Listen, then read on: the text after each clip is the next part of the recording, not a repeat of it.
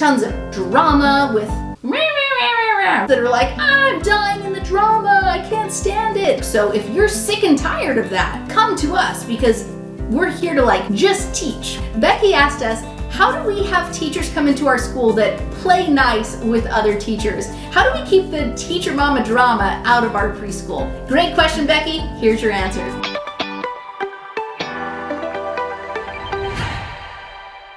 So when we first hire our teachers, we have a no drama philosophy. That means it is everywhere. It's on our ads, it's on our website, it is stated in our interview, it's stated on our phone call, it is everywhere. The phrase literally is no drama and drama-free school, because we're trying to elicit the fact that, hey, we're not Head Start, okay? And I'm sorry, like I love Head Start and I love the families and the children and the staff and the teachers and everything else. Head Start's amazing, love it. But there's a lot of drama, and any Head Start teacher can admit that there's a ton of drama. How do I know? Because actually most of my teachers come from Head Start, okay?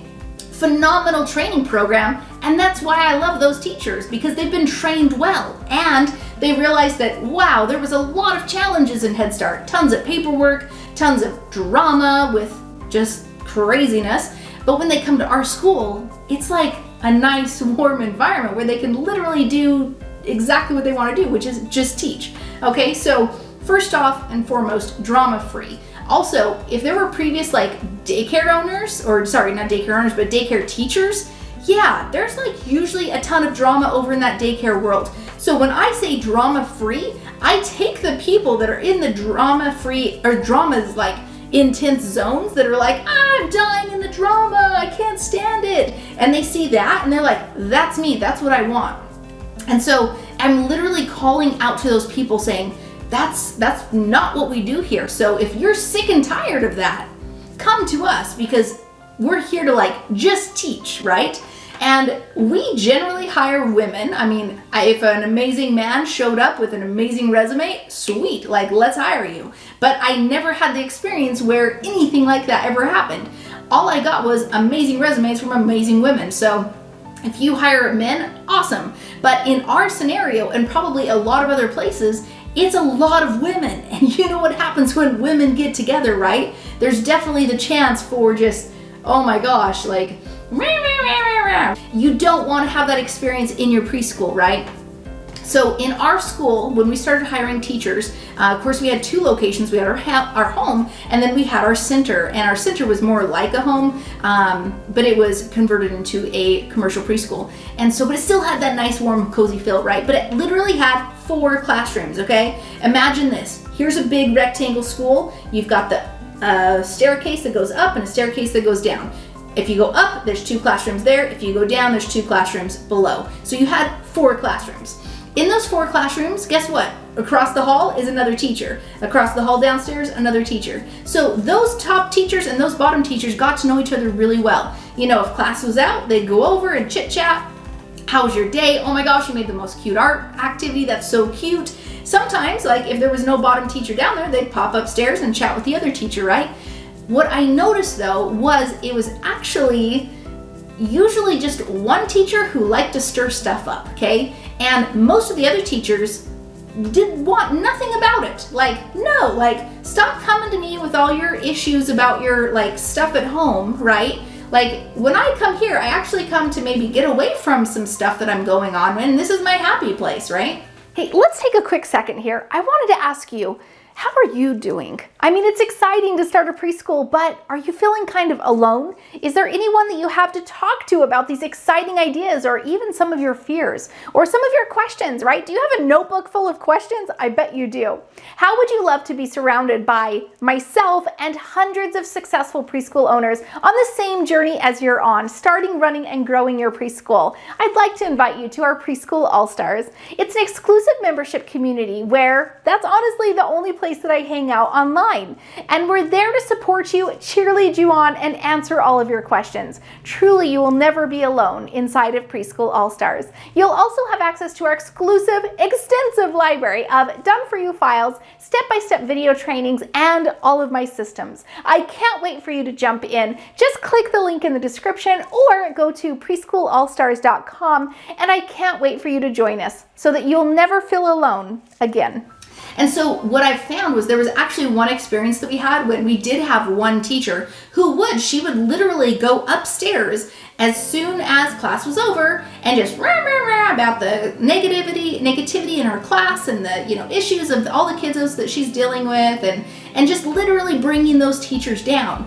And my teachers, who I've trained so well, the ones who've been with me for so long, they got this oddball teacher that's coming up there and they're like, hey, this ain't cool, this needs to get fixed. And they came to me because they tried to shut it down multiple times. Like, oh, hey, well, why don't you try this? And have you thought about this? And they would try to coach her through this stuff, but it didn't matter. She wasn't looking for solutions. She was looking just literally to vent about anything. And honestly, it actually started coming up into me too. Like, let me vent about joy. Oh, that was when my teachers were like, no, thank you. That's not okay. They chatted with me and said, Joy, look, this is happening. We have tried to shut this down because, we try to work things out ourselves, but it's not getting better. And so I came in, I chatted with her, hey, what's going on? Tried to help her. Again, she just didn't want to be helped. You see, there's a difference between people actually wanting feedback and wanting to get help and therefore changing behavior. And they're literally just they're asking for help through their talk. Or there's a different kind of people who are just literally venting and could care less about the solution. She was one of those people who could care less about the solution. So it didn't matter how many times I tried to help her, with anything, she was just kind of over it, right? And then when I would leave, guess what would happen? She'd go right back upstairs to the teachers and vent about me. Well, it happened a couple times. I was literally just kind of done with it. So one time, I showed up and I was like, hey, let's chat.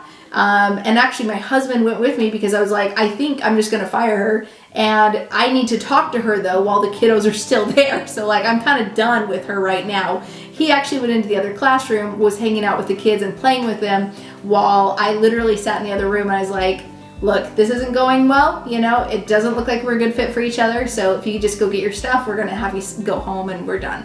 And she did. She just went and got her stuff and she left. And I finished the class for that day. And I think I probably finished the rest of the school year. It was almost over anyways. But I'll tell you, it's those situations that remind you how important it is to not have that teacher drama in. As soon as she was gone, oh my gosh, breath of fresh air, right? So instilling in your teachers right away, this is a drama-free zone, we don't allow drama.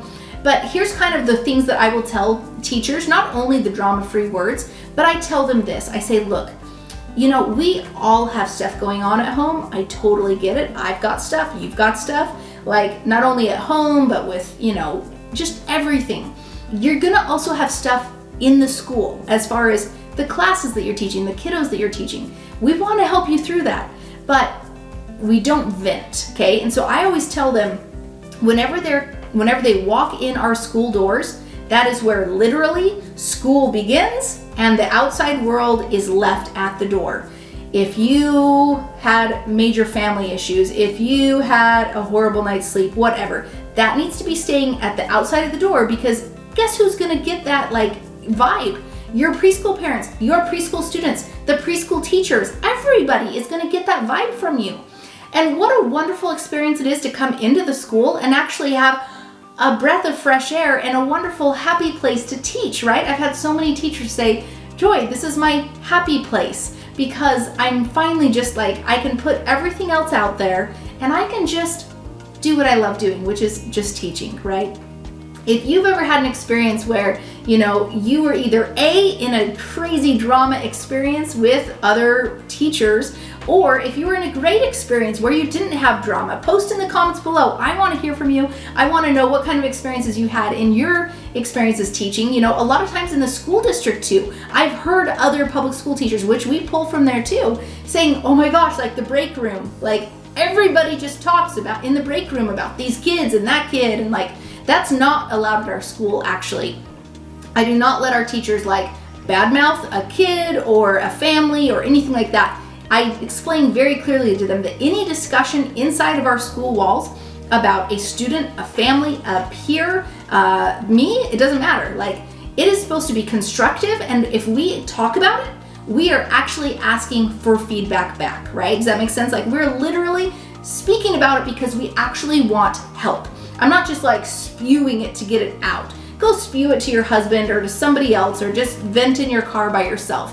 But when you're actually like going to say anything, it is requesting help from the other peer, and it totally changes the scenario. It goes from just venting and, oh wow, now I gotta listen to this and now you're bringing me down, to like, oh, strategy, let's figure this out together. So that's how I suggest that you basically turn it around so that it's not venting, but it's actually soliciting help from another preschool teacher or a parent or anything like that, okay? Hope that was super helpful. Subscribe, share, and like this video so I can give you more just like it.